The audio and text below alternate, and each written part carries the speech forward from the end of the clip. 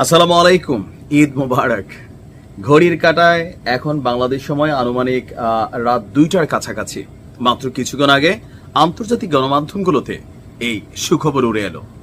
বৃষ্টির মতন ঝাঁকে ঝাঁকে ক্ষেপণাস্ত্র এবং ড্রোন ছড়েছে ইরান।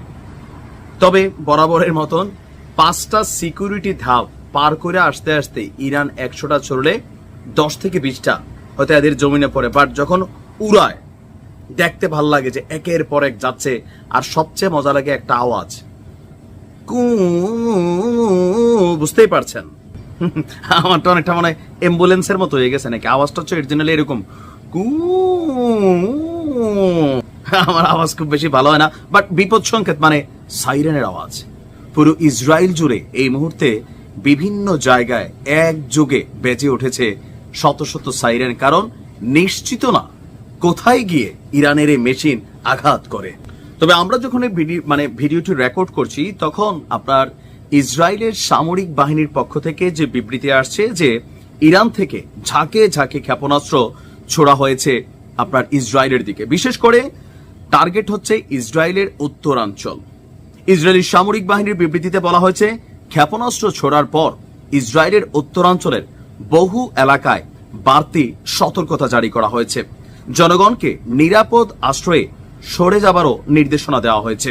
আর খবর হচ্ছে আল জাজিরা, হামলা ঠেকাতে ইতিমধ্যেই ইসরায়েলের প্রতিরক্ষা ব্যবস্থা কাজ করছে। একই সঙ্গে ইসরায়েলের সাধারণ জনগণদেরকে নির্ধারিত আশ্রয় কেন্দ্রে যাওয়া সক্ষম না হলে বাড়ির নিচে মানে কি বলা হয় যে বিদেশে যখন বাড়ি তৈরি করা হয় ম্যাক্সিমাম বাড়ির নিচে কিন্তু এক ধরনের বেসমেন্ট থাকে। বাংলাদেশে যেমন বহুতল বাড়ির নিচে দেখবে যে পার্কিং করে অথবা বিভিন্ন মার্কেটে পার্কিং করে, যেটা বেসিক্যালি কংক্রিটের তৈরি হয়। যারা বিল্ডিং টিল্ডিং করছেন আইডিয়া আছে। মাটির নিচে যে কোনো তালা করলেই 10 ইঞ্চি, বাংলাদেশে 10 ইঞ্চি করে, পৃথিবীর অনেক দেশে এটা 20 ইঞ্চি 30 ইঞ্চি পর্যন্ত ভবনের সাইজ অনুযায়ী পুরা কংক্রিট ঢালাই দেয়, যেখানে ছোটখাটো ক্ষেপণাস্ত্র ছুড়লেও আপনি সেখানে নিরাপদ থাকবেন। তো ইসরায়েলের সেনাবাহিনীর বক্তব্য যে নাগরিকরা নির্দিষ্ট আশ্রয় কেন্দ্রে যেতে না পারলে যার যার বাড়ির বেসমেন্টে আশ্রয় নেবার জন্য এবং পরবর্তী নির্দেশ না দেওয়া পর্যন্ত সেখান থেকে যেন তারা বের না হয়। বলা হচ্ছে ইরানের রাষ্ট্রীয় television Islamic Republic of Iran broadcasting এ যে অভিযান চালিয়েছে ইসরায়েল, তার পাল্টা জবাব হিসাবে আপনার এই ক্ষেপণাস্ত্র বৃষ্টি ছড়েছে।